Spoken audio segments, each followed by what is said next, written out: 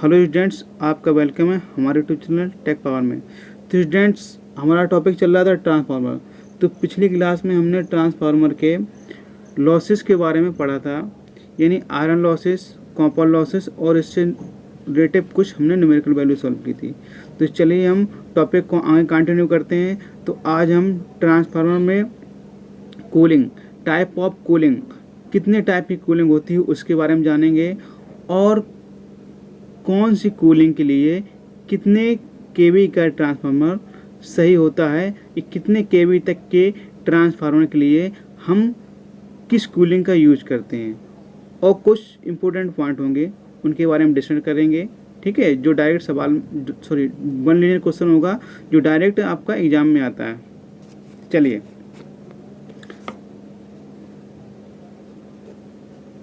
Transformer, cooling of transformer,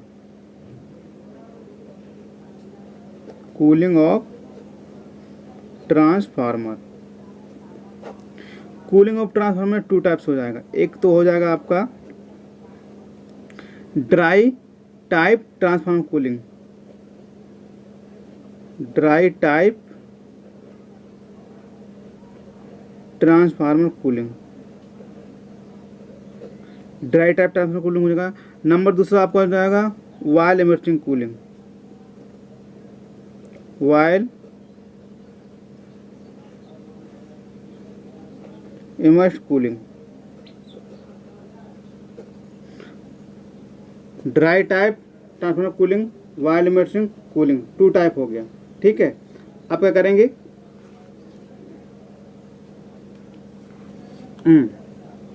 two types हो गया।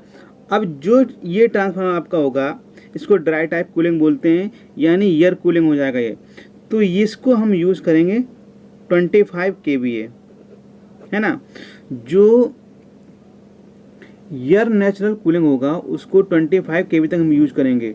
जो आपका वाइल्ड नेचुरल कूलिंग होगा, ठीक है, वायर से रिलेटिव, उसको हम करेंगे 2 MVA, 2 मेगा वोल्ट, ठीक है, या इससे ऊपर, इससे कम नहीं, 2 मेगा वोल्ट से ऊपर के लिए हम क्या करेंगे, वाइल्ड नेचुरल कूलिंग का यूज करेंगे।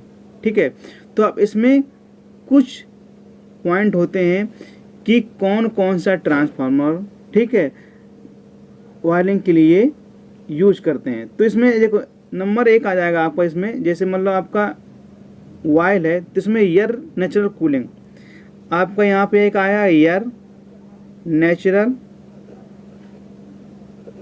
नेचुरल कूलिंग, ठीक है। फिर यहाँ पे आपका आ जाएगा air blast cooling, air blast cooling, air blast cooling. तो यहाँ पे air natural cooling, air blast cooling, और यहाँ पे एक आ जाएगा आपका wild natural cooling, wild natural cooling, वो आ जाएगा wild blast cooling, blast cooling. Okay students, तो ये आपका कूलिंग का टाइप हो गया। अब इसके आगे हम देखते हैं कूलिंग के टाइप के बाद कि कुछ इंपॉर्टेंट क्वेश्चन होते हैं। प्रॉपर्टी ऑफ नेचुरल, जो नेचुरल होता है हमारा, सॉरी, जो वायल होता है, ठीक है, उसमें क्या प्रॉपर्टी होती है। प्रॉपर्टी ऑफ ट्रांसफार्मर ऑयल, ठीक है। तो ट्रांसफार्मर ऑयल में क्या क्या प्रॉपर्टी होती है, गुण होते हैं, उसके बारे में जानते हैं। तो इसमें डाल सकते हो हेडिंग, ट्रांसफार्मर ऑयल के गुण, ट्रांसफार्मर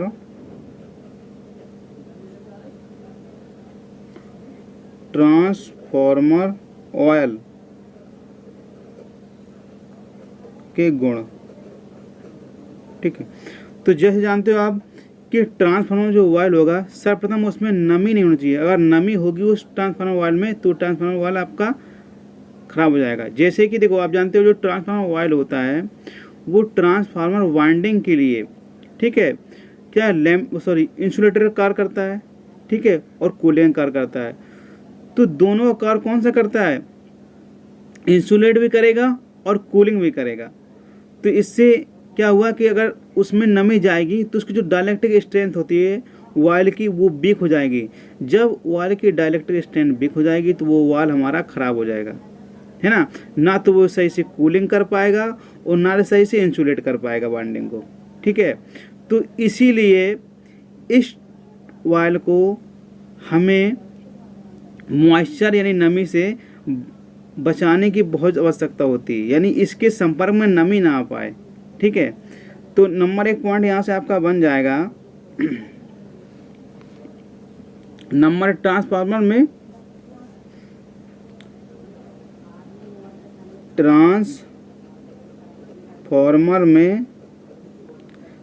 खनिज ऑयल का यूज करते हैं,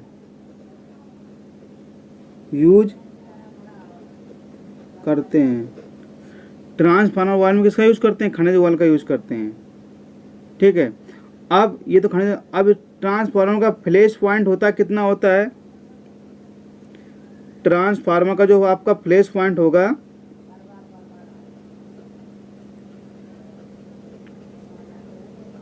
का फ्लैश पॉइंट, जो फ्लैश पॉइंट होता है वो आपका लगभग होगा 160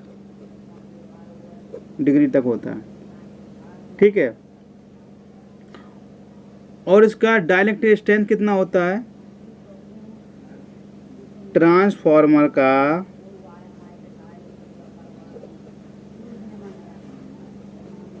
डाइलेक्ट्रिक स्ट्रेंथ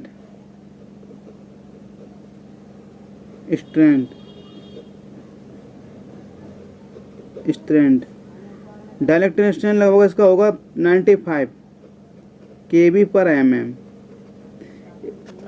95 kV पर mm इसका डाइलेक्ट्रिक स्ट्रेंथ होता है। ये तो हो गए कुछ इंपॉर्टेंट पॉइंट इससे, तो जिससे डायरेक्ट आपसे पूछ सकता है। इसका एक पॉइंट और समझ लो, फ्रीजिंग बिंदु कभी पूछ लेता है कि इसका फ्रीजिंग बिंदु कितना होता है। इसका फ्रीजिंग बिंदु 15 सेंटीग्रेड तक होता है, तो इसमें लिख सकते हो स्टूडेंट, ये लीनियर क्वेश्चन है, डायरेक्ट आते हैं इसलिए लिखा दिया। फ्रीजिंग बिंदु 15 सेंटीग्रेड, ये हो जाएगा। 15 सेंटीग्रेड से अधिक भी थोड़ा बहुत समझ लो, अधिक होता है 16 के समथिंग बराबर होता है, ठीक है। ये हो गया। अब ये तो रहा इतना। अब इसमें कुछ इंपॉर्टेंट पॉइंट और हैं, उनको भी देख लेते हैं। ट्रांसफार्मर कुछ इंपॉर्टेंट पॉइंट, ये तो इतने पॉइंट हुआ, क्लियर हो गए आपको। अब देखते हैं, एक मिनट रुकना, इसको ऐसे रख लेंगे।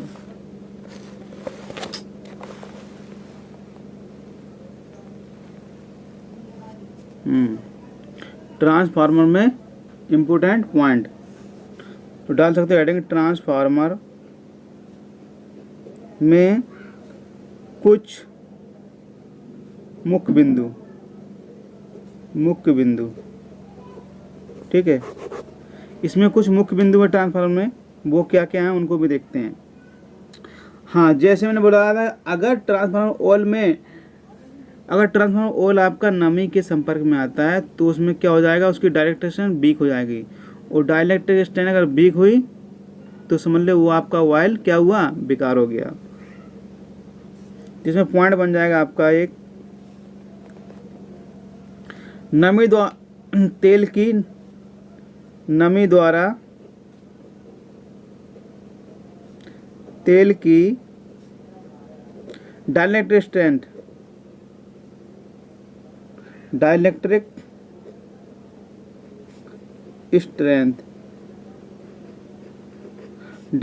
स्ट्रेंथ जिसको बोलते हैं परावैद्युत सामर्थ्य को घटने से बचाने के लिए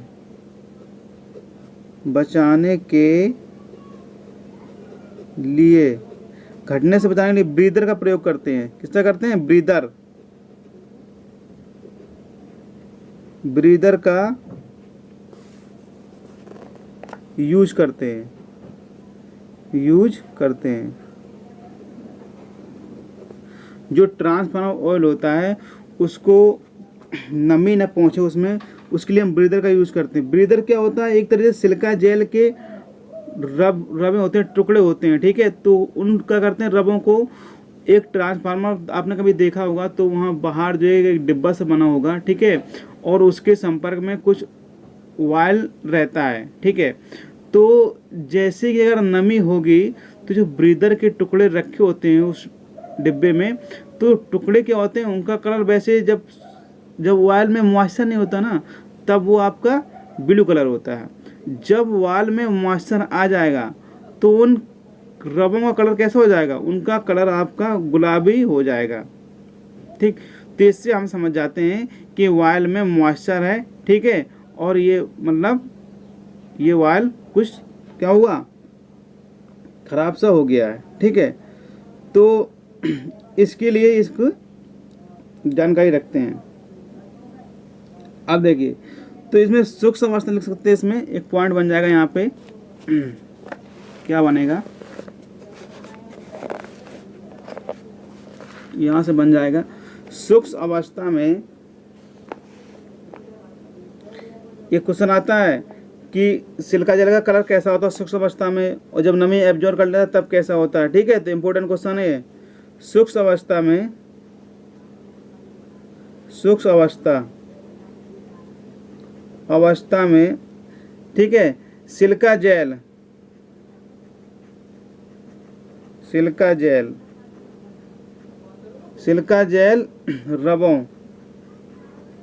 रबों का कैसा रंग कैसा होता, नीला होता है, ठीक है। और जब ये नमी सोख लेता है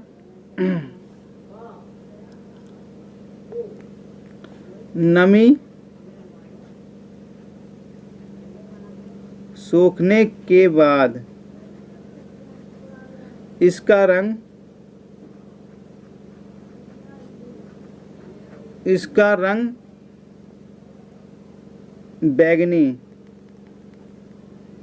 बैगनी, ठीक है, बैगनी, और फिर बाद में गुलाबी, बैगनी, फिर बाद में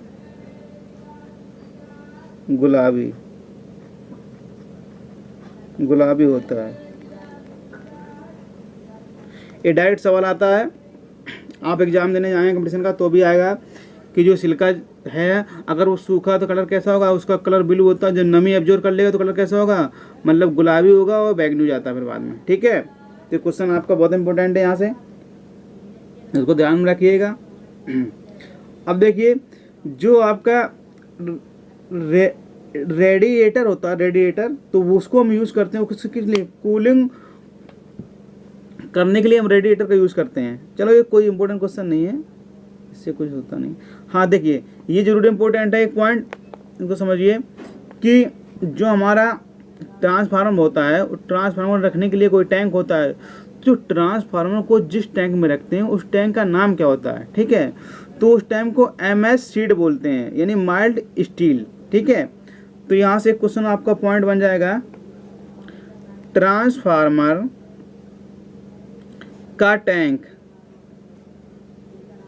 जो ट्रांसफार्मर का टैंक है MS शीट, ठीक है, MS शीट को होता है, इसको बोलते हैं mild steel,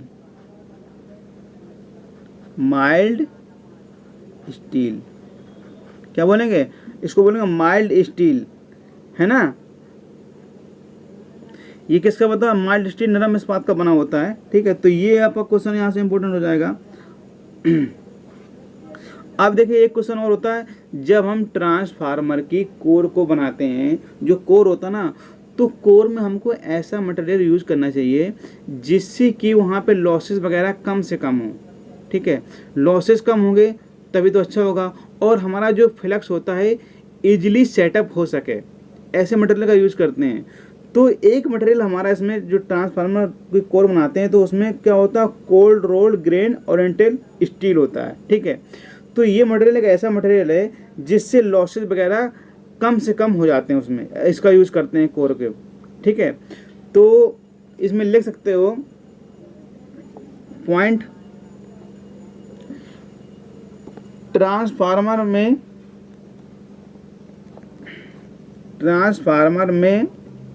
cold rolled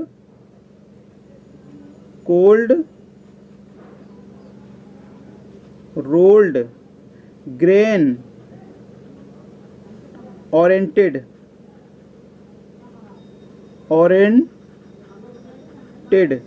cold rolled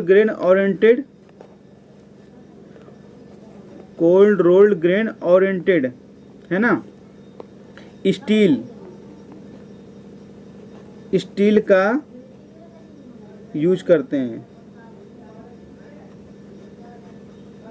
ठीक है, तो इस स्टील का मटेरियल का यूज करते हैं जिससे हमारा हिस्टेरिस हानि कम से कम होता है। एडी करंट लॉसेस और हिस्टेरिस हानि कम से कम होता है, लिख सकते हो, जिससे हिस्टेरिस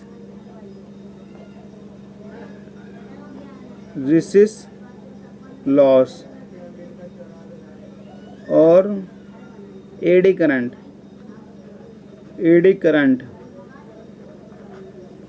लॉस कम से कम होता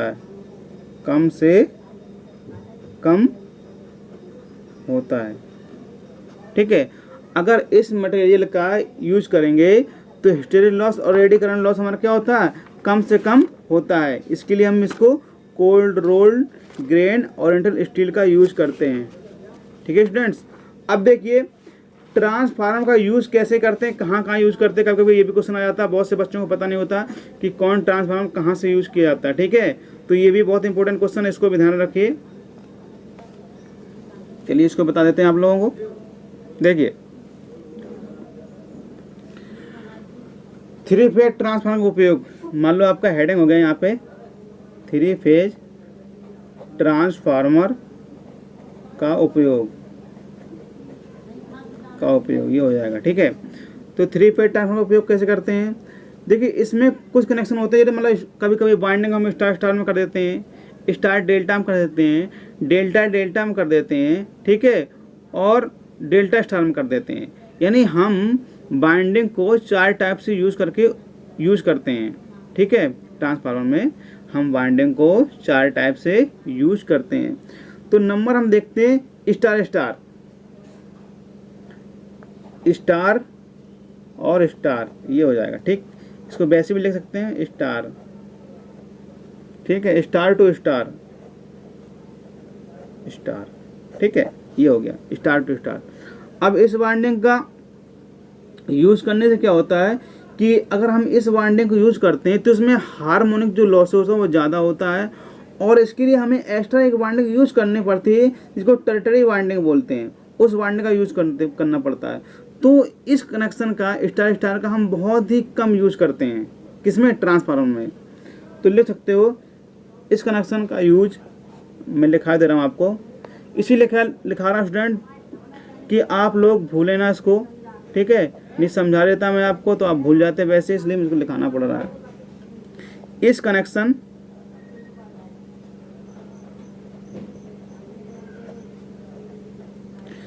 कनेक्शन का यूज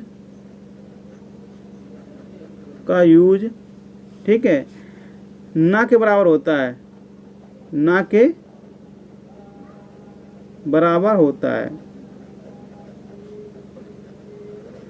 इस कनेक्शन का यूज ना के बराबर होता है क्योंकि इसमें हार्मोनिक होते हैं। ठीक बोला ना मैंने, क्योंकि इसमें हार्मोनिक क्या होता है, हार्मोनिक होते हैं, हार्मोनिक होते हैं हम इसलिए इसको ना के बराबर यूज करते हैं। अब देखिए इसके बाद फिर अगला आ जाएगा आपका, कौन सा आ जाएगा, डेल्टा। सेकंड आपका आएगा डेल्टा। एक मिनट, सही नहीं हो रहा।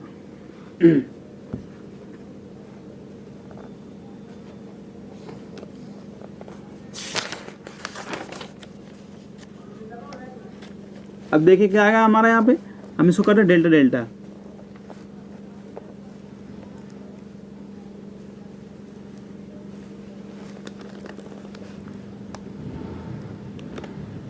ठीक है, नेक्स्ट आएगा हमारा नंबर 2 डेल्टा डेल्टा।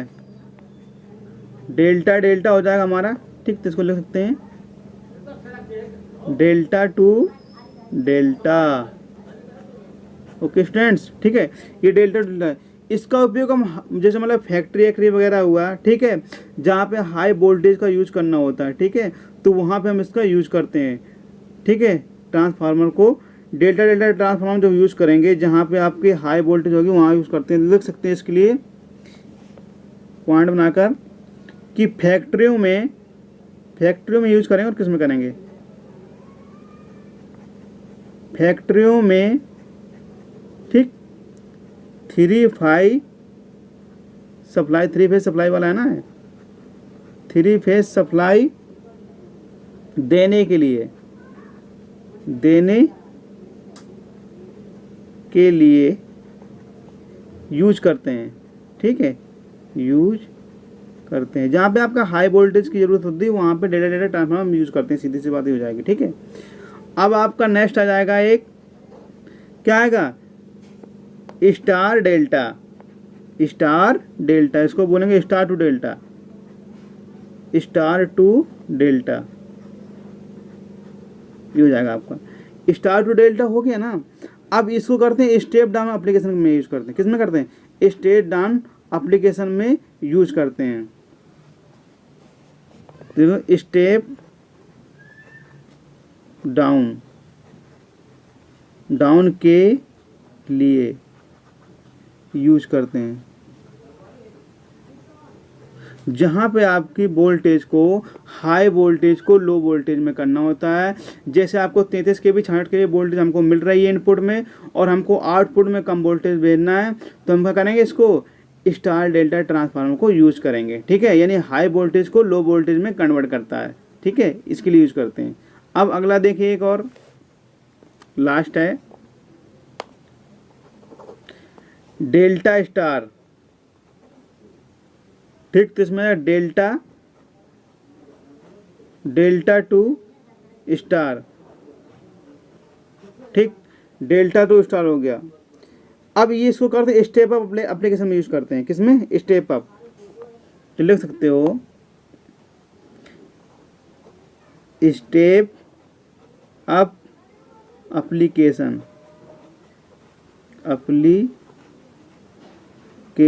ठीक, और किसमें करेंगे इसको, डिस्ट्रीब्यूशन ट्रांसफार्मर। बहुत क्वेश्चन आता है ये कि डिस्ट्रीब्यूशन में कौन से ट्रांसफार्मर को यूज करते हैं। डेल्टा डेल्टा पूछेगा, स्टार डेल्टा, डेल्टा स्टार, है ना, ये क्वेश्चन दिए थे ऑब्जेक्टिव में, तो आपको टिक करना होता है कौन सा यूज करते हैं। बहुत क्वेश्चन आता है ये, तो डेल्टा स्टार करते हैं किसमें, डिस्ट्रीब्यूशन में। Step up transformer, step up application और डिस्ट्रीब्यूशन।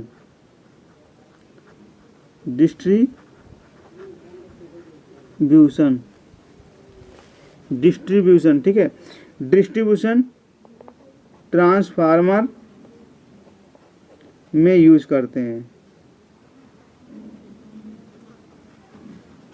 ओके स्टूडेंट्स, तो आज के लिए स्टूडेंट इतनी क्लास है, और अगर आपको ऐसी वीडियो चाहिए, ठीक है, तो चैनल को सब्सक्राइब कर लीजिएगा, और अगर कोई दिक्कत हो रही है तो आप मेरे को कमेंट में बताइएगा। ठीक है स्टूडेंट, तो चलिए आज का यहाँ पे स्टॉप करते हैं, कल हम कंटिन्यू करेंगे इसके आगे।